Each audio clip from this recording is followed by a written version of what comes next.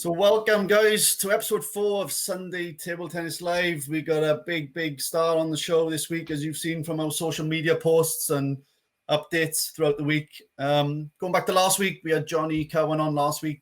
Johnny obviously brought up a lot of good issues about the ITTF and the new format. John, Keith, welcome as well to you guys. And about the sort of comments we've been having and traffic, and everything's expanding quite rapidly, boys. Yeah, it's going brilliantly so far. I have to say the feedback's been really good, and I think we're just trying to improve what we're doing, but slowly, and hopefully we might become a little bit more natural at this. At the moment, it's definitely quite difficult, but I guess we'll hopefully grow into it a little bit more. Yeah, I couldn't agree more, Keith. I think it's about being natural and being able to come across as ourselves. But I'm just hoping that Ryan doesn't cut out this week. It's been 2 weeks now, and he's going for his hat trick. I'm getting old now, John.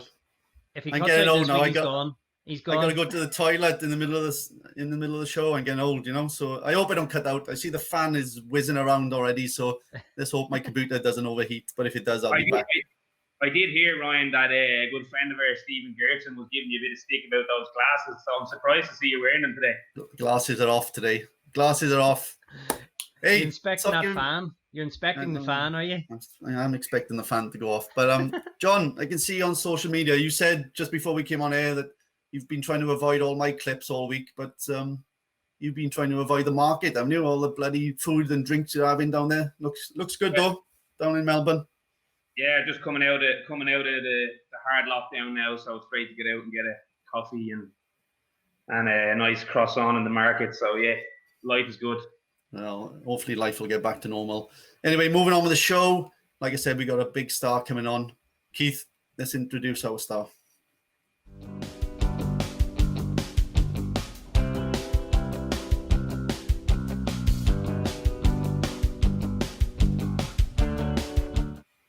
So we're joined by the legendary Michael Mays, obviously one of the biggest stars ever in table tennis, but also one of the best guys, great character. Michael, welcome to the show. Thanks a lot, guys. So I'm going to run through a couple of things that I found on the internet when I was searching your best results. So if they're wrong, I do apologize, but I'm sure you put me right. Born September, you will. I know you will. You always do. Born September 1st, 1981 in Faxe, Denmark. True. A 4-time Olympian. Going back to 1996, European Youth Champion Cadets. 1999 European Champion Juniors. Obviously, so many more junior and cadet results. But then moving on, we saw then some of the clips. Top 12 winner in Frankfurt, Germany, beating Schlager in the final. 2004 Olympic bronze with Finn Tugwell. Obviously, Finn's a great mate of ours. World singles bronze then in Shanghai. Obviously, I have to mention 3-0 down in the quarters and came back 1-4-3, but also beating Wang Hao. So that was a fantastic spectacle. The biggest Danish sports person in 2005, the BT Gold Award. Then on to 2007, European singles bronze. 2009, you were the only European player to reach the quarterfinal of the World Singles. 2009, as we saw there, beating Schlager again in Stuttgart and beating Timo in the semis to win European gold. Then between 2009, 2012, obviously you had some injuries to overcome, which showed in the clip, and no doubt you'll touch on those in a little while. Then Olympics in 2012, just lost out in the quarterfinals, so very close to winning that singles medal to back up your doubles medal.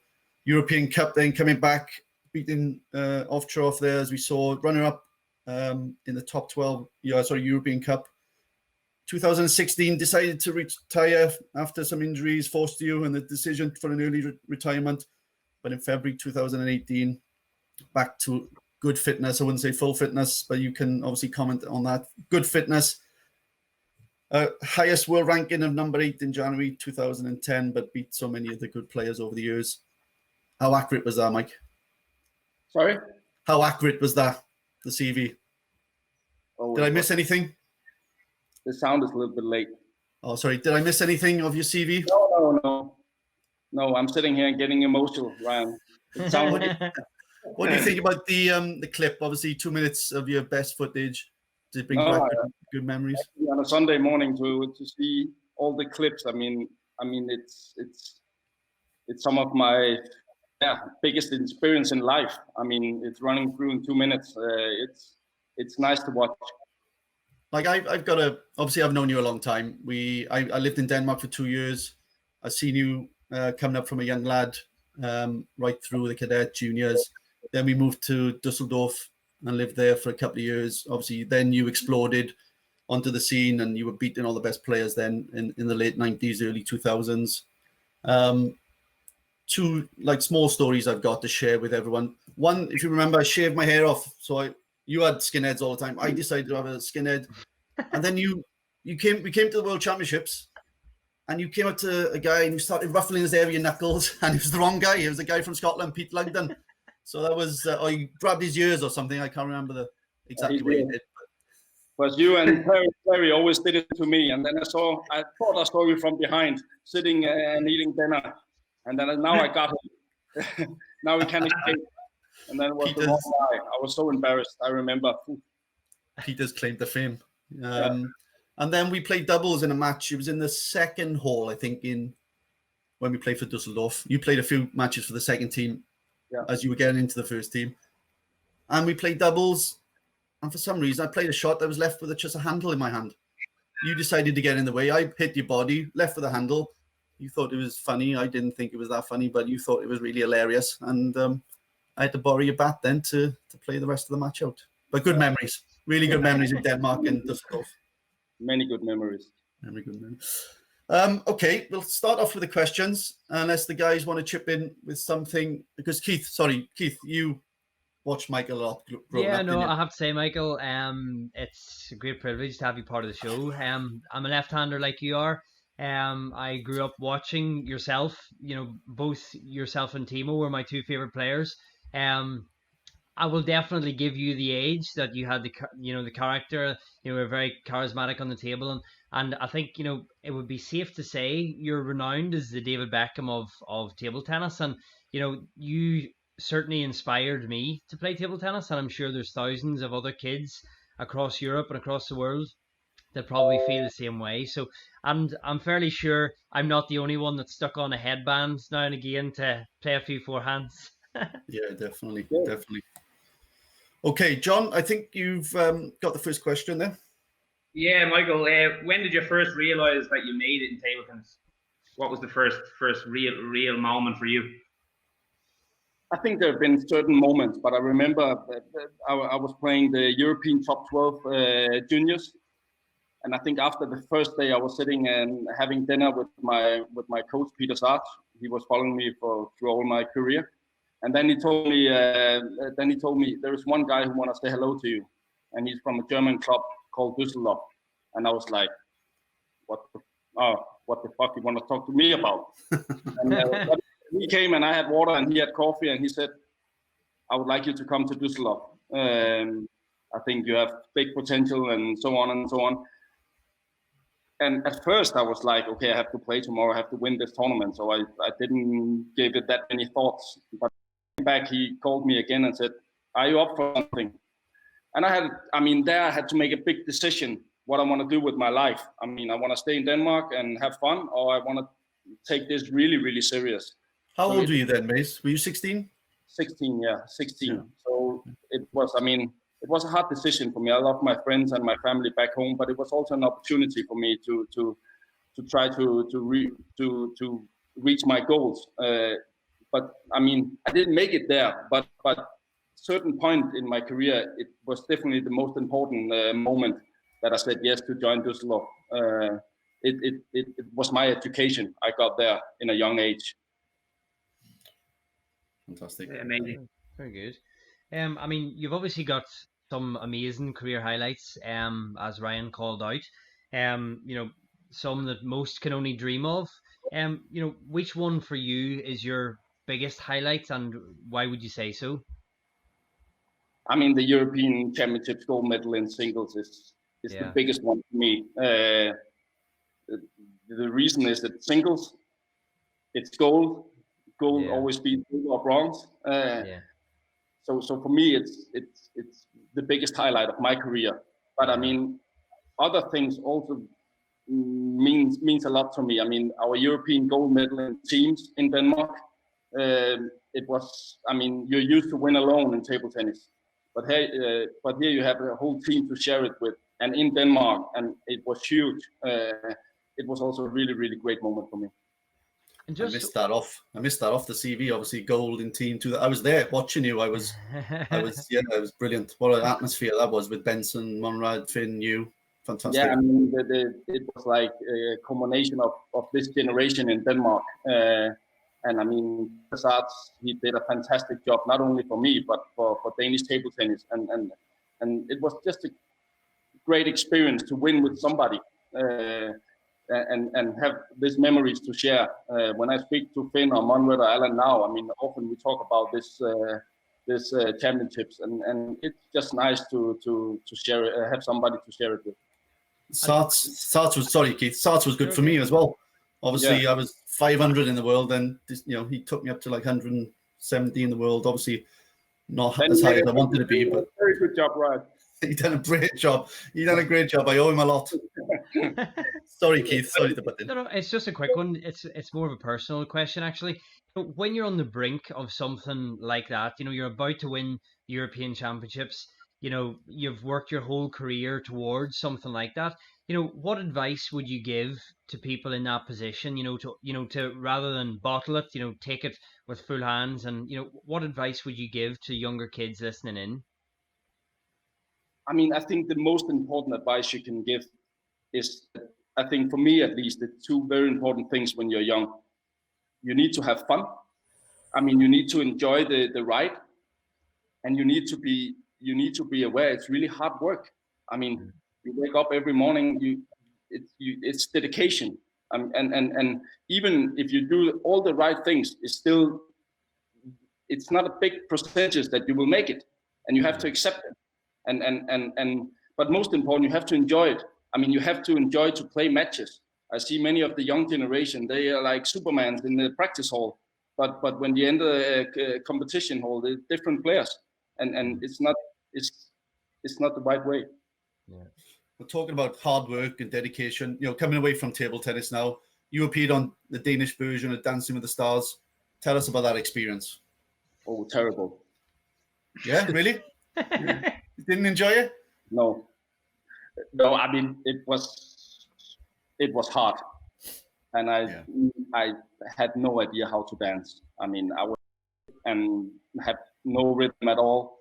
It was really, really hard, and there you find some. It was just hard. Now I see some clips. Was it good for your profile though? Because obviously Will Bailey appeared in Strictly Come Dancing in UK. His profile has expanded greatly. Yeah, of course it was. I mean, it's the biggest program in Denmark, and okay, you get a lot of airtime, of course, and it's good for your branding, and you got quite a lot of money. So it was, to be totally honest, I got an offer I couldn't refuse. But okay, it was a nice experience, and people were nice. But to be 8 o'clock on the dance floor Friday night, I was nervous like never before in my life. I mean, I had some football players, John Faxe Jensen, he played many years in Arsenal, and Peter Schmeichel, he was also strictly dancing in Britain. And they called me and said, "You will get nervous, my friend." I said, "Okay, come on, it's 2 minutes." I mean,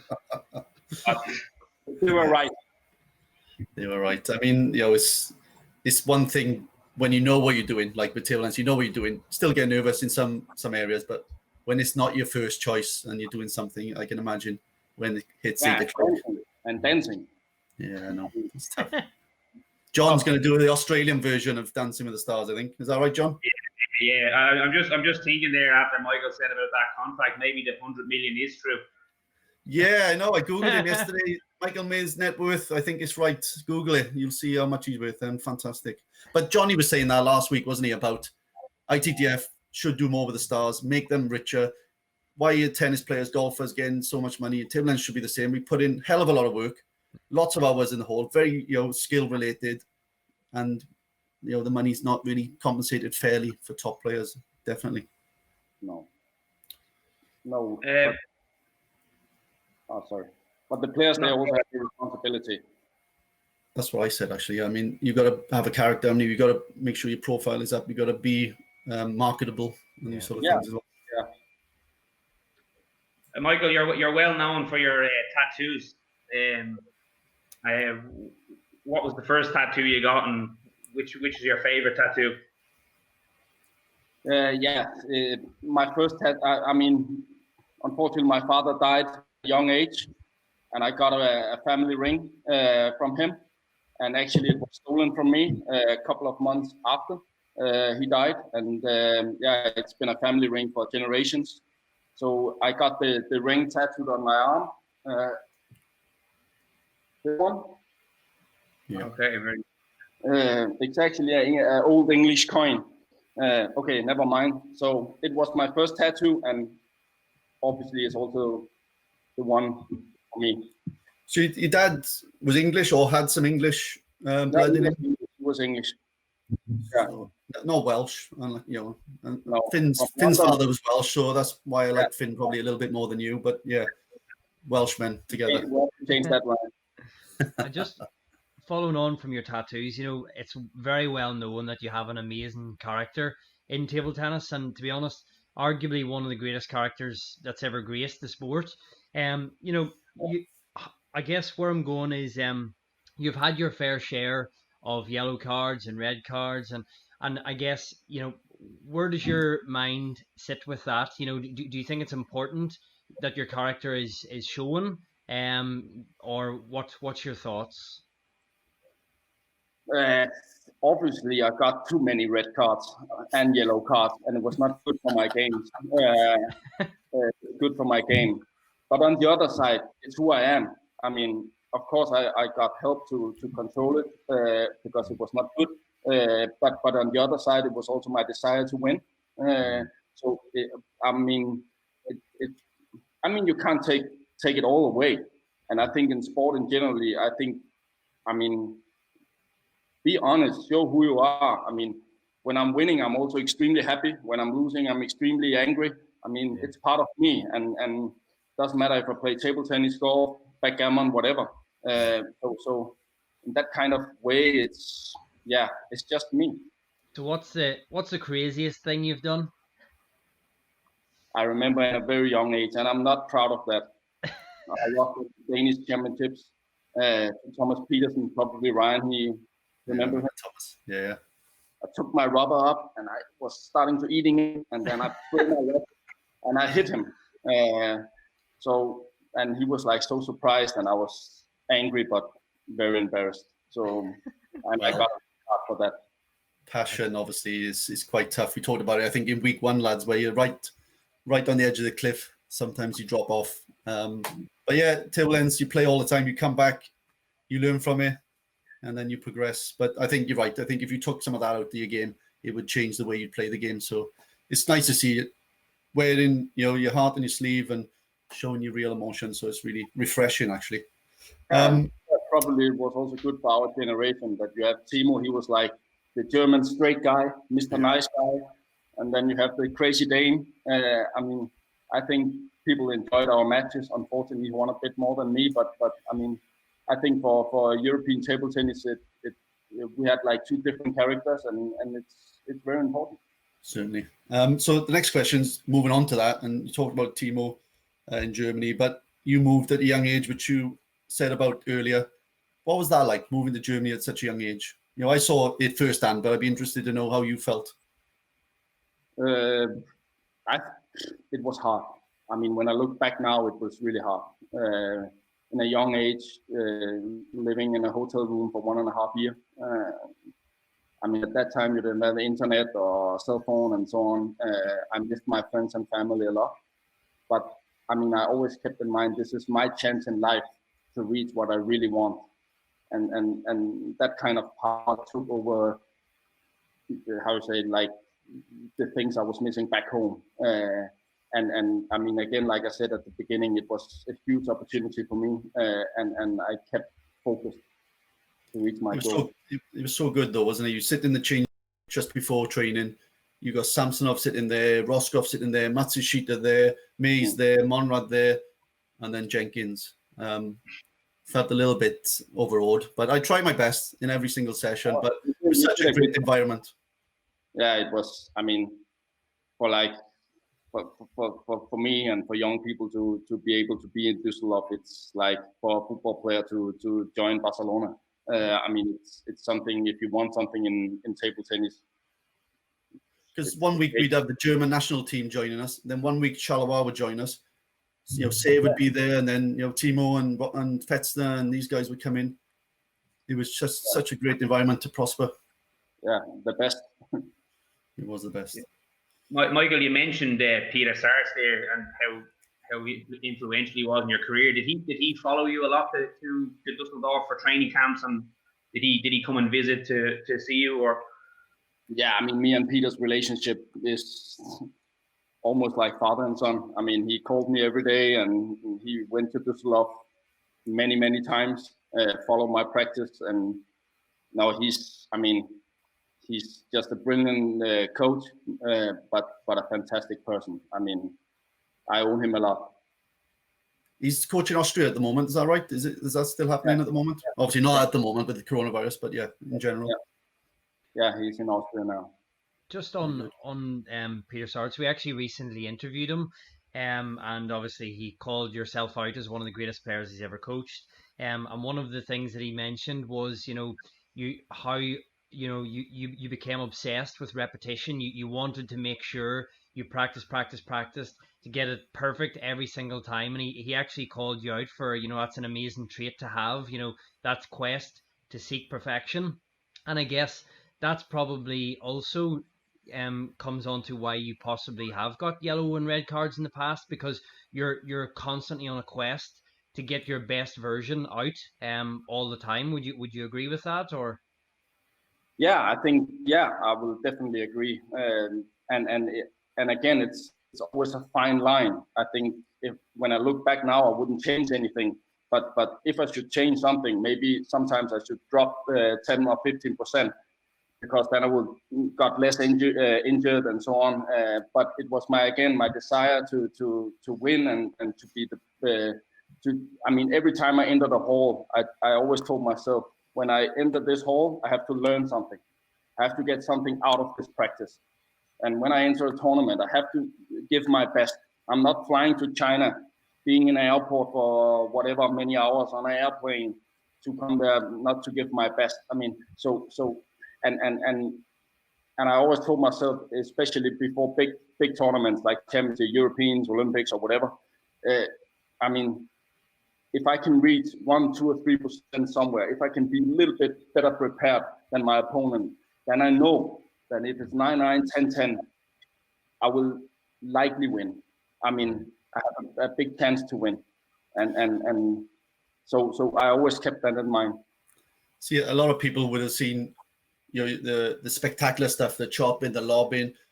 I was able to see you in the practice hall, and the amount of dedication and effort you put into the training.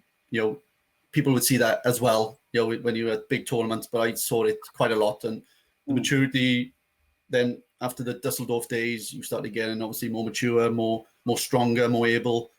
And it was good to see the progress from a talent into a talented, hardworking player as well. So that was nice to see as well, which people would know. You don't get to the top without hard work, obviously, but that was nice to see. As junior, you can live a lot from talent, but when you enter the senior, I mean, you will not reach anything without hard work. Talking about talent, you remember that tournament you played in Denmark? It was live on TV, maybe T2 or Channel 2 in Denmark. I remember being in Idrættens Hus, watching it on the TV. I wasn't able to play it for some reason. It might have been a Danish only tournament. Lobbing off the seniors. I think you were 13 or 14-year-old. Lobbing off the seniors, Kim Husberg and all these guys, Henrik. I can't find it. I've been trying to find it on YouTube, but I don't. If it's on YouTube, then send it to me. I'd like to watch that again. It was a young boy lobbing off all the top seniors. It was amazing to see. Yeah, with blonde hair. Yes, very blonde hair. Michael, just moving on to where table tennis is at the moment, and I know we all agree here. You were the big draw, I think, in table tennis for the last 20 years. I think whether you played in Asia or Europe, you were always the one the fans came to see. What do you think table tennis needs to do to raise the popularity and bring it on par with other sports that are on front of us at the moment? I think okay, you need to do many things. I think, first of all, I think the ITTF, they need to make the tournaments better. I mean, I played a few tournaments in the past couple of years, and it was still a disaster. I mean, you have so many players. It's nothing for the players really. And then of course you need to make the players really stars. I almost get embarrassed when I watch top 16 this year, and Timo is fighting whole weekend to win, and you receive €6,000 or whatever. I mean, I got €6,000 in 2003. I mean, it's maybe not. We are not playing for the money, but I mean, we need to do something for the best players. I mean, otherwise, why? I mean, let's say, why should Timo play? Okay, he's playing for his world ranking, yeah, but I mean, he was number 1 in the world, and yeah, almost won everything. I mean, why should he go somewhere to play? Why should he play Czech Open? Why should he play? I mean, it's not a good experience for him. Yeah, I understand. Yeah, definitely. And just with the world table tennis, I don't know if you've seen the changes that the ITTF are proposing. What's your initial thoughts from what you've seen so far? I didn't see what they were proposing. So, right. but I mean, the game has changed a lot, and with the less spin, with the new ball, and so on and so on. I mean, from my point, to be totally honest, I think I'm more and more bored watching table tennis now than I was in the past. I know it's longer rallies, and I know, I mean, it's more physically and blah blah blah, but something is missing. I think almost all the players, they play the same. Yeah. I mean, back and flip and blah blah blah blah. One is missing. Okay, 1-0. I mean, yeah. It's quite refreshing to watch Hugo Calderano. He's obviously a nice person to watch at the moment. Yeah, Hugo is fantastic. I mean, he's so athletic and a huge talent, and he has a character. So of course there is some. I mean, there is some, but I don't know. Maybe it's just me getting old. Yeah, you're not getting younger, that's for sure. Hey, John, did you just go to the toilet there, John? No, unfortunately my laptop was going out of battery, and I thought to myself, I don't want to do a Ryan Jenkins on it, so I better do. Yes, touch wood. My computer's all right at the moment. Yeah. So, Michael, just moving on to the next one. So, you've obviously had some tremendous matches in the past, and you've probably had quite a few rivals growing up. Who would you say is your greatest rival or toughest opponent? I have to say Timo. I mean, our journey together from the junior times, and for the past 20 or 25 years almost. He's a fantastic person. He's a great athlete. I mean, I admire him so much. Even more after for people who don't know, I was the captain for him at T2 in Malaysia, and there, I mean, it was the first time we were not like opponents. We were like getting quite close to each other, and to be able to coach him, I got a little bit into his head, his mindset. It was very interesting for me, and I learned a lot from him. So he inspired me, and also in practice many times. I'm so happy he was there in my generation. I learned a lot from him. So he's a year older than you, is that right? Yeah. And grown up, obviously you played him in the final European Youth Championships, and then you were obviously able to win it as well. So the rivalry has been there right from early days, hasn't it? Yeah. I think from the cadet singles, actually, or maybe juniors. No, cadet also. I don't remember, but yeah, since we were, young boys. That's right. So obviously you played him recently in the Champions League. So coming back into things, obviously to the highest level. Is there more to come from Michael Mays? Can you get back to the top in the world, winning the big titles again?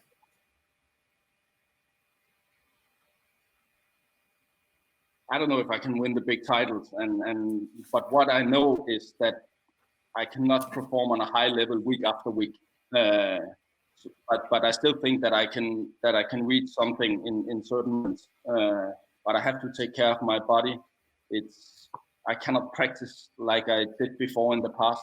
So I have to make some changes, and I have to accept that I cannot perform every day, every week. But I still think I got some. I still think I can reach some good results, but not every week. That's fair. Yeah, no problem. I mean, it is a challenge, obviously. Not only to keep the motivation, which I'm sure you've got again now, being fit again, you got the motivation back. Yeah, it's obviously being smart, isn't it? It's being smart with your body, being smart, and then other things are going on in your life as well. So it's obviously there's a lot to focus upon, but it's nice to see you back anyway. It's really good to see you back. It was nice to watch that match. I'm sure everyone appreciates it. Thanks, Ryan. Speaking again about Denmark, Michael, and I'm sure Peter Sars won't be in this question. Denmark produced an awful lot of good players. Why is that, and how are Denmark able to do that?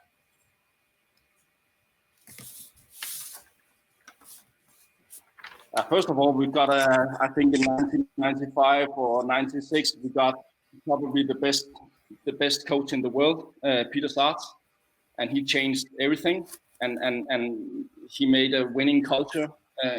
And then I think that he was able to see it from a different angle. And I think later on, I think that when I got a little bit older and I was the best in Denmark, I actually think that it was also good for the other ones. They had somebody to look up to, and we had like different roles. And Alan was the old one, and Martin and Finn were fighting, and they were really good players. But I think the culture we had was very important. I think we had a little bit like they had in Sweden in the past. Like we created something together.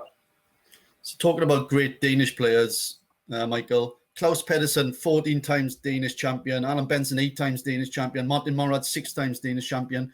Finn Tugwell, 3 times. Jonathan Groth, 5 times. Anders Lind, 3 times. Michael Mays, once. What happened there? Yeah. Once. Yeah. Great legend. Unfortunately. What? Yeah. No, I took quite an early decision in my career. I didn't play that many times.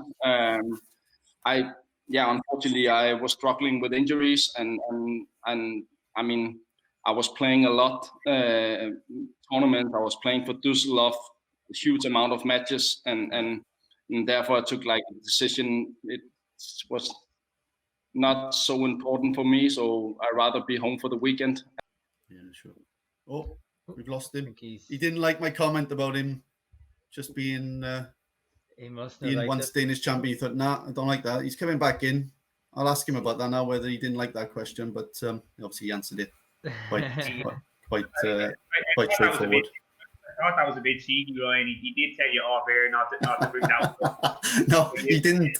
He didn't. He said, don't bring up some other things. Like, obviously, loads of other stories going on. He said, don't bring up some other things, but that one was all right. But unfortunately, Michael's still disconnected at the moment, but if he comes back in... well, this is what happens when it's live, Keith, isn't it? Things happened to me in the last 2 weeks. But obviously on the hashtag Sunday TT Live, still a chance to send in some questions to ask Michael.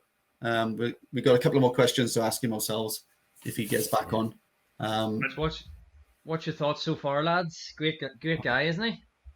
Yeah, well, obviously you can see from his hat, so chilled. He was there having a coffee, wasn't he, and enjoying life. Yeah. You can ask him about his new ventures coming up now when he gets back on. But so maybe, Ryan, even if you want to touch on your relationship with me, is you obviously had a great opportunity, to be alongside him and to train alongside him, to play doubles with him. What difference did you see in him compared to playing with players more local to home? Well, obviously, like you said, his father was English, so he had that sort of British in him, and we got on very well because I was obviously a couple of years older than him. So I felt like, not I didn't have to look after him, he could look after himself, moving to Germany and stuff, but he helped me motivate myself and reach, he was storing up, the European rankings and world rankings by that time. So it just brings you on. You're around those players. I think we've got Michael back. Yes, you didn't like that cool. question, huh? About becoming once Danish champion. You didn't like that. No. Or did you want another? Maybe you went for another coffee. I don't know what happened there. I went to the toilet. Yeah, that's my trick. Question. Keith just asked me then, Mike, about being around you growing up, and it was nice because you inspired me. I know I'm a little bit older than you, and but yeah, it was nice to be around someone of my same sort of age. Growing up I moved to Denmark as you moved to Dusseldorf. I was 16 when I moved to Denmark, and it just felt like home straight away. All the guys were, brought me into the group, helped me out, trained as much as I could, and it really helped me. And then obviously moving with you and Martin to Dusseldorf was great as well. And I've been in touch with Martin quite recently, chatting to him on Facebook, which was good. But yeah, we just said as well, if people want to ask questions, hashtag Sunday TT Live. We're getting to the end of our questions now, and I think Keith, go next question. Yeah. So obviously you've with injury and all the other sort of setbacks in table tennis, you obviously had quite a few other passions. Poker being one of them, fishing, and I believe I read somewhere that yourself and Shabayev went on the odd fishing trip together. So how do those sports compare to table tennis, and do you practice each of those often, or?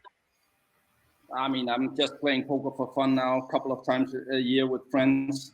But I love go fishing. I mean, it's so relaxing. And what? My camera again. There we go. Yeah.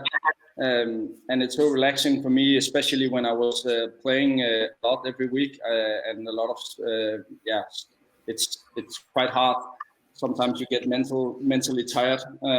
So I enjoy just to go out in the nature, fishing, relaxing. Yeah, not being around so many people, and just get my mind cleared. I read that you came 7th in the national championships of poker in Denmark, and I believe you got a healthy check of up to $20,000. How long did that event take, and how did that compare to the mental endurance of a table tennis match?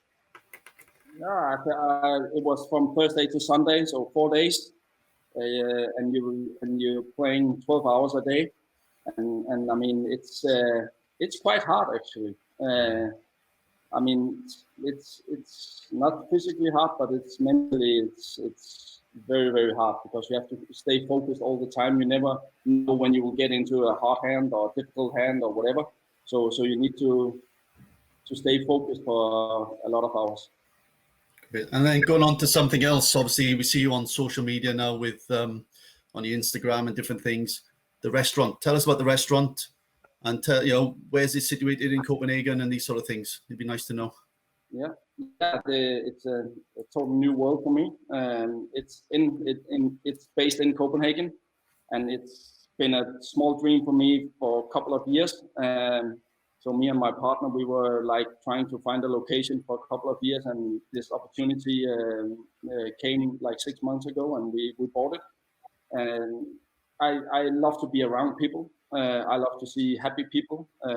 I love to try to create an environment where people are enjoying themselves, but most important, I think it's a good business case. And I mean, I'm 38 now, and I need to do something for the next many years when I will not play table tennis anymore. So I think it's a good business opportunity, and I'm really enjoying to have something else in life than table tennis as well. But I see you really getting stuck into it, rolling up your sleeves, doing painting or deliveries, these sort of things. Really get involved with it, not just by name. You're really into it. No, I mean it's not that different from sports. I mean, if you want to achieve something, you have to work hard. And of course, we had a tough start now with all the corona. But on the other side, I think it's not bad for us. I mean, if we can survive this period, it's not so bad, and we will survive. Well, you want to be serving Coronas, not obviously getting involved with the Coronas. But when I'm in Copenhagen next, I'll come and visit you. Yeah, What is it? What is it, Johnny or Wu? John and Wu. John Okay. and Wu. Okay, I'll be there. Both, middle names. My name is Michael John May, and my partner is Sune Wu. Fantastic. Well, catch that on Instagram. There's lots going on there. Boys, we'll have a trip to Copenhagen. We'll run a podcast from the restaurant. Absolutely. Yeah. So I think we've got. I think we just have a couple of questions from some of our viewers. We've one from Darrell Strong. He's asking, do you think there's a difference in how you prepare for a match now compared to how you were when you were younger? Yeah, I mean, there is a huge difference. Of course, with the experience I have now, I'm not that stressed or nervous. And I think when I was young, I mean, this match I was going to play was my whole world. Now I see it different. I mean, now it's just a match. I mean, I will do anything to win, but I know I know I will lose many matches, and I know that life goes on. I mean, so I'm more relaxed now than I was when I was young. And we touched on obviously poker and fishing, but I believe you're also a keen golfer. Do you believe if you had started golf sooner, could you have been as successful as you have been in table tennis? No, with my talent, I could do everything I want with a ball. Tennis, whatever, guys. Yeah, you should brilliant. know that. Yes, we know that. So all the questions. Keith, is any other questions from the public, or is that it for the moment? That is it at the moment, as far as I can see. So I've asked you, obviously, in preparation, your dream team. You're the head coach, as you were in T2. 3 men, 3 women from different countries. You can include yourself if you think you'd be on the dream team, but who would be your 3 men and 3 women, and why? Okay, the 3 men would be Waldner, J.O. Yeah. I mean, he's just the greatest player ever. I was going to ask you that. Is he the greatest player ever? Because there's obviously a debate with Marlon. He is the greatest player, and he's such a huge athlete. I mean, I think you can compare Waldner with Michael Jordan, Tiger Woods. I mean, some of the really, really big names out there. Roger Federer. He's just huge. I mean, he did so many things for our sport. What was it like beating him for the first time? It was best feeling ever. I mean, when I was young, growing up, I remember first time I should play him, I was so nervous. I mean, he is my. I mean, and I think everybody who loves table tennis loves him. Yeah, definitely. Otherwise, something is wrong. Yeah, that's true. Who else would you choose? And I would choose Marlon. Not a bad team so far. No, of the simple reason he's just so good. I don't know. I mean, he can do everything. I mean, he's just so strong. I mean, he's probably the best player ever. Better than Janjike?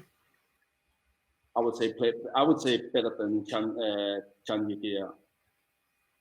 And the third one should be Timo Boll. I mean, I really like the guy, of course, and I played so many times with him, and he's so strong mentally, and he kept such a high level for so many years.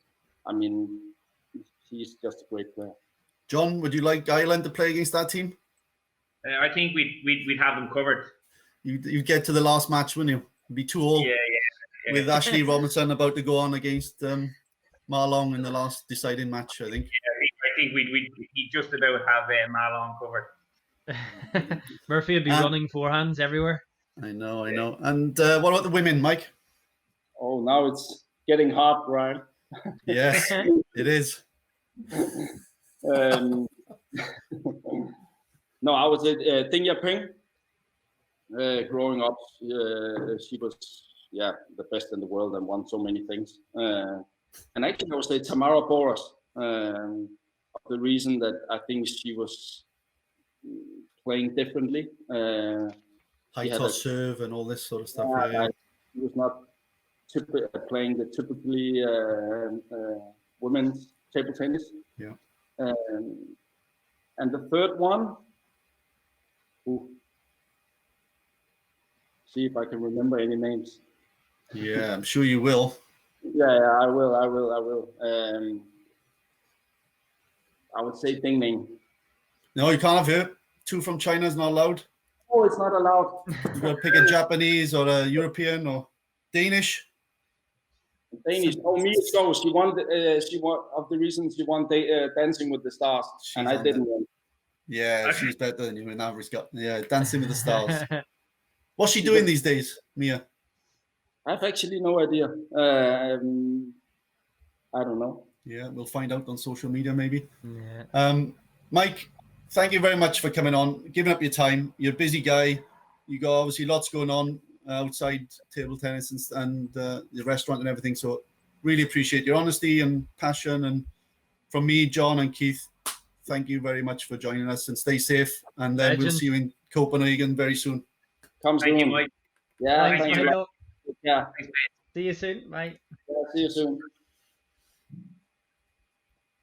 Fantastic, guys. So the legend, the best character that's graced our game. Very honest. Man. Bit of honesty there, wasn't it? Bit of character coming through. Sorry, John. Yeah, I have to say, it's a pleasure to have him on. I mean, I know in my time in table tennis, I think he has been the superstar of the game. So to have him on our show and have him speaking so honestly is, I think it was great for me. I'm sure the viewers enjoyed it, but I know just sitting in on the show, I've enjoyed it so much. But when I text and said, guys, I contacted Mike, I think we can get him on the show. Keith, what was he like? John texting, oh my God, I can't believe it. Yeah, come on, this. He was loving it, wasn't he? I didn't want to embarrass Keith in front of Michael, but I think I'll share it now. Is that when I lived with Keith for a year, he used to change his hairstyle every now and then. And Keith, why is that, Murphy? with a new gel hair, different color, a shaved head. Has he got any tattoos or not? There's no That's tattoos. what's happening. And then you just realise, Michael Mays must have changed his hairstyle, and Keith's copied him. I definitely put on a headband now and again. But here, there's one thing I was actually, we didn't actually talk about is we touched on it briefly, is that shockwave win that he had over Hao Shui, 3-0 down, 10-7 down. And myself and John, we were actually in China. I think it was a couple of weeks or a couple of months after it happened. And it was in Tianjin, which is Hao Shui's hometown. And he actually came into the hall. But, it was quite a very surreal feeling, because everyone was, could feel that, the Chinese can't smash, and Mia's lobbed them off, and, they're trying to flick hurricane rubber to butterfly rubber to smash with. And it was just, it was astronomical, the effect. And myself and John were able to sort of feel that from his home club in Tianjin. But 3-0. Well, I was there, Keith. I was in the arena at the time. So I played the championships, got to watch the latter stages then. And the buzz around the hall was phenomenal, because Mays beat Wang Hao, which obviously was a fantastic, one of the top in the world. That was a shock. Then to play Hao Shui, and he resorted to, I think it was by chance, he resorted to the lobbing. He was getting outplayed a little bit, and then thought, oh yeah, I fancy a bit of this. And he kept going, and that was his main ingredient or game plan in the end. But how he turned that around, and obviously couldn't quite do it in the next round against Marlin. He ran out the steam a little bit, but to win a bronze medal in the World Championships in China was just, and he was still a young guy at the time. It was like 15 years ago now. So just injury free, how good do you think Mia's could have? Where do you think he could have got to injury free? I don't see any reason why, with his service and his, you saw some of the clips there playing Christian Zeus and Schlager when he won the Europeans, and whipping that ball around with his backhand, round the table. He just had everything. So why couldn't he have been the best player in the world had he been able to progress? Because he, like he said, he was getting smarter.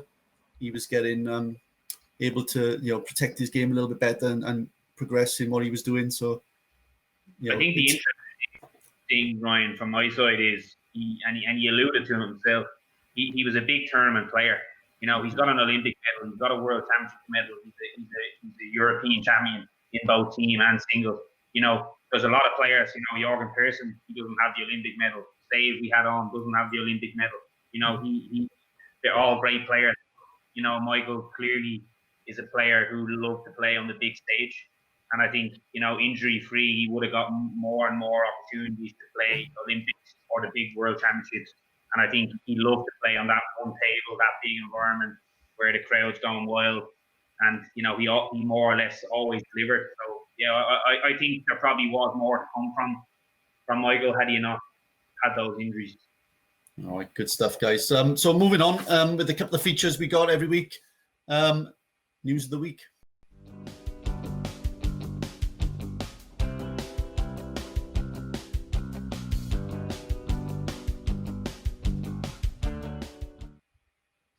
Okay, so my news of the week is about the ITTF releasing their back-to-play policy, which obviously is exciting and shows there's obviously a planned approach to getting back.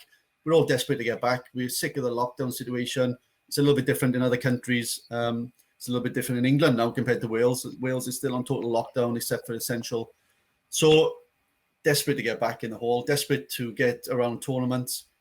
The ITTF releasing this is obviously a planned and strategic approach back to play. Guys, what's your thoughts on getting back in a tournament, and is it exciting? Yeah, I think can't wait, Ryan. Obviously, waiting for the announcement from the ITTF, obviously on the 1st of June about the World Championships in September. Yeah. Hopefully that's that. I know I'm hoping that's going to be our first engagement for the Australian national team. But if it's not that one, we're firmly looking at the next one, or what's next in the calendar. So yeah, I mean, we just desperately want to get back into competition and desperately want to get out there and being able to compete on the international stage again. Yeah. But you're desperate to get back into the club, Keith.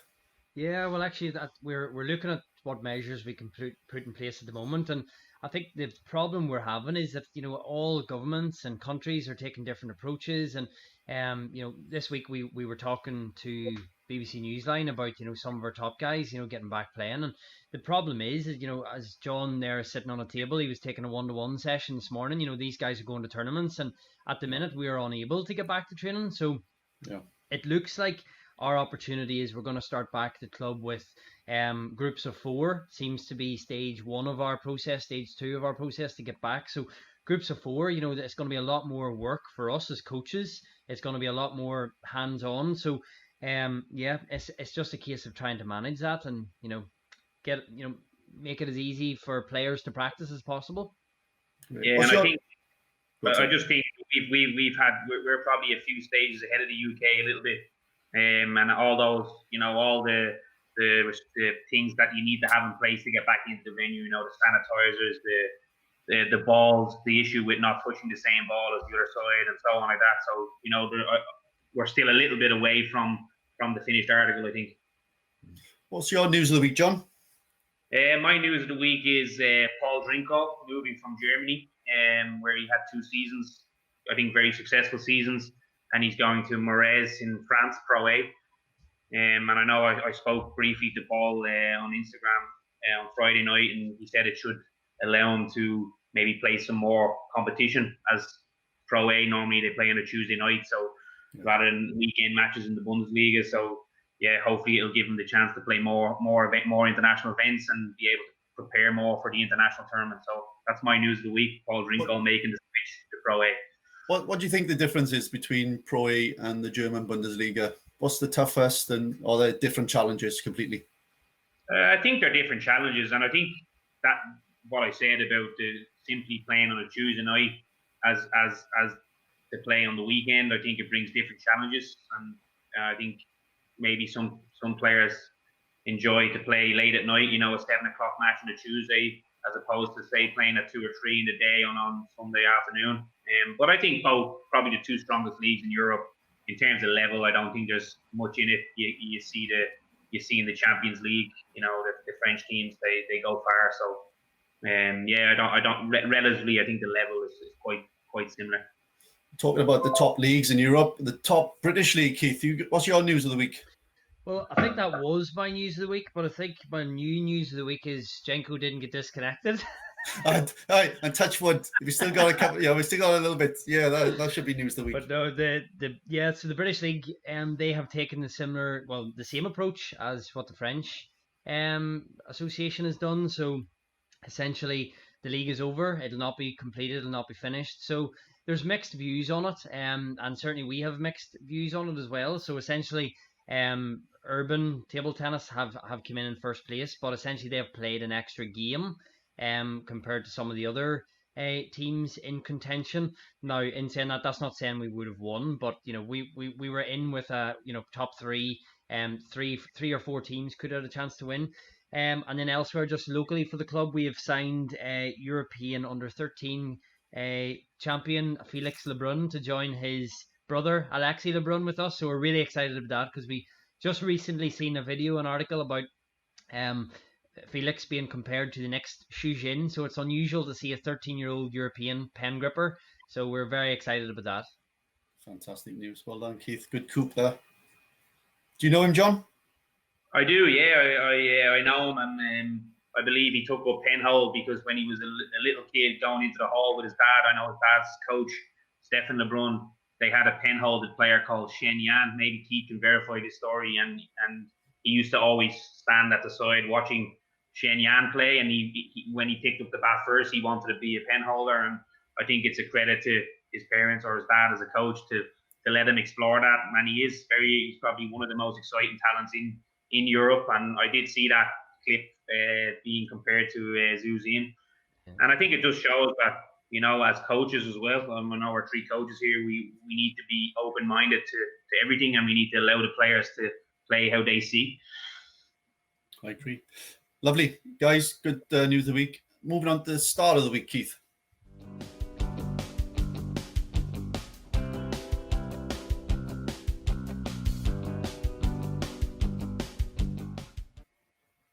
So the star of the week is Bethany Ellis. Bethany lives near world boxing heavyweight champion Tyson Fury up in Morecambe.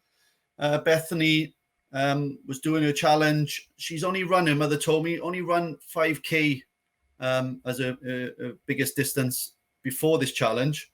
And then she's decided to run 100K in a week. I know this was a couple of weeks ago, so it's not brand new news, but it is obviously once she's done it. And we can confirm she's raised £1,660 for Cancer Research UK. I mean, 100K. And Tyson Fury sponsored her per kilometre. So he's given a donation as well as so many other people. And he gave us some, if you could show the clip, Keith, obviously they get a flavour of what Tyson done. And hi, this is Tyson Fury, and I have agreed to sponsor her for £1 per kilometre. So that's £100. And I'm also sponsoring her with hydration drinks, Wow Hydrate. There's 14 in here, so that's 2 per day. And I'm giving her a goodie bag as well. So there's your bag, a training bag, towel, drinks, and here's your box as well. I'll leave it down there just in case I get too close to you. There we are, big shout out, Wow Hydrate. Good luck, darling, all the best. Come and see me when you've done, I'll get you paid.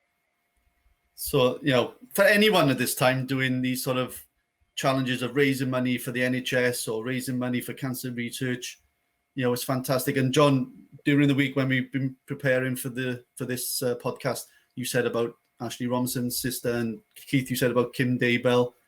It's amazing, isn't it? That's phenomenal.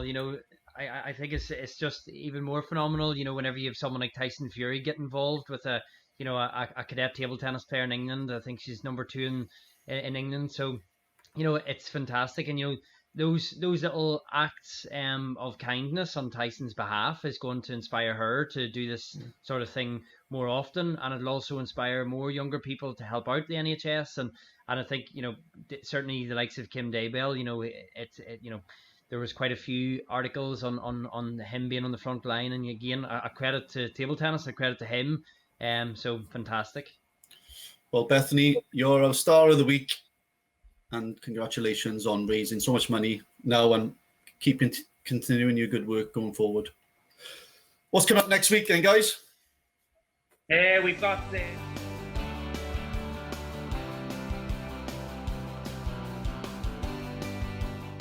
I cut you out, Murphy. Timing. Cut you out, Murph. we've got some good news for everybody.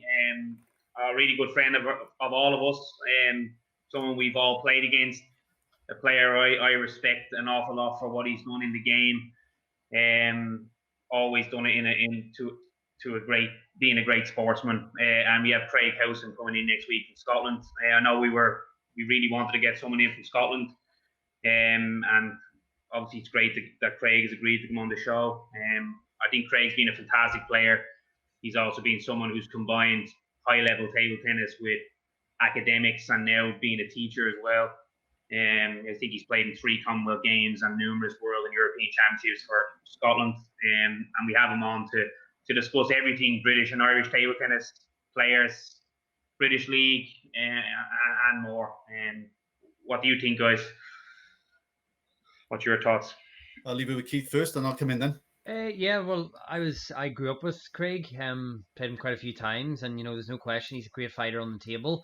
What I'm interested to hear, because it affects both of us and affected all of us, is that struggle coming up as a cadet and junior, lack of finance, lack of real structure. Things are getting better, but lack of the structure that exists in France and Germany, and I think it's a credit to him the level that he managed to achieve given those factors. Yeah, it was. I mean, I think Craig will bring. Obviously, we wanted to make sure that we had a British feel to our podcasts and a reality around the struggles maybe of going through as a professional player, giving everything to table tennis, not getting the rewards that we talked with Jean-Michel Sabre, Michael Mays, and a feel about what all 4 of us with Craig in next week will have suffered in terms of putting everything into your sport. And it was tough. And these are the questions that'll come out next week. Craig will give his view on it. Obviously, he was such a great character for Scotland and give everything to the Scottish team for a number of years in a number of major games and championships. So looking forward to getting Craig on next week and be really good. Yeah, absolutely. Can't wait to have Craig on. I suppose that's the end of a great show, guys. Another one, guys, in the locker. Thanks very much, boys. I didn't cut out. I didn't cut out this week. No, but I would say, Jake, you're looking a wee bit redder than you normally do. I don't know. It must be the sun shining in. I don't know what's going on. I know. Just to go over it again, I think what a star, Michael. Great show, some great insights, and I'm sure we all really appreciate that we had him on. Well, the first week we were nervous. Obviously, us 3.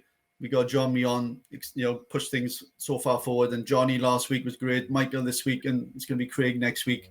We've got a couple of big stars coming on in the future as well to enhance those names. So, boys, just getting better. We're getting a little bit more relaxed and enjoying it a little bit more, I'd say. But, when you're live, technology does bite you on the backside from time to time. I've got one question for you, Ryan, before Keith's going to sign. I'm going. The fans going. The computer's shutting down. And the question is, how many social media engagements do you have this week? Not many. I've been warned off by my father. In between now and next week's Sunday Live. Well, you got the T-Sport lockdown tips, and you got to make sure you do Q&As with the British Army and Scotland and podcast. And guys, lockdown, you got to keep active and you got to keep people having content. That's the main thing. Yeah, that's great. Well, I think, to be honest, things are going in the right direction. I think there's no question. We're not producers, we're not presenters. We're just 3 table tennis guys that enjoy table tennis, want to bring some fun and some knowledge to our players and our acquaintances. So I think hopefully people will bear with us, and they'll see that we're just trying to do some good for the sport, and hopefully it'll get better. Guys, I'll catch you next Sunday. In the meantime, stay safe and have a good week.